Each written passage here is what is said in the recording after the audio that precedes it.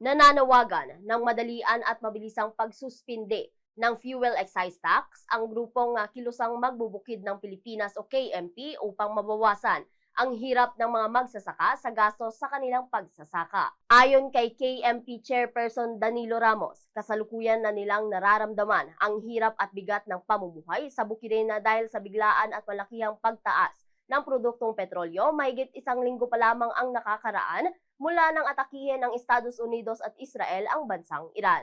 Ikinalulungkot ni Ramos ang sitwasyon na matapos na nauubusan ng krudo ang kanilang mga makinarya sa pagsasaka sa kadahilanan na hindi na nila kaya ang mataas na presyo ng nasabing produkto. Kaugnay nito, asahan anya ang mababang produksyon ng palay, gulay at iba pang produktong agrikultural. Habang pinapatagal anya ni Pangulong Ferdinand Marcos Jr. ang kanyang desisyon ay lalo pang malulugmok ang lahat ng sektor na maaaring makaapekto sa ekonomiya ng Pilipinas. Binigyang diin ni Ramos na kailangan ang mabilisang aksyon ng pamahalaan dahil ang fuel subsidy na ipinamamahagi ay hindi sapat at band-aid solution lamang sa kasalukuyang kinakaharap na krisis ng bansa.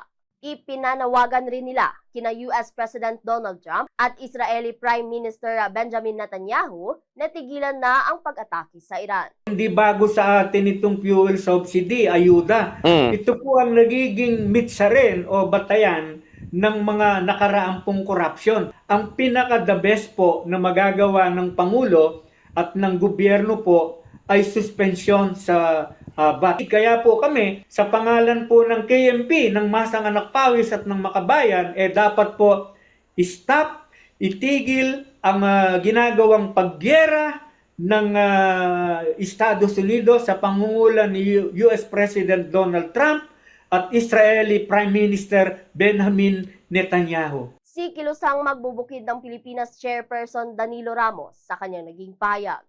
Mula rito sa Bombo Radyo Kalibo. Bombo Ashley May Pamaos nag-uulat, and this is Bombo Radyo Philippines, the #1 and most trusted source of news and information.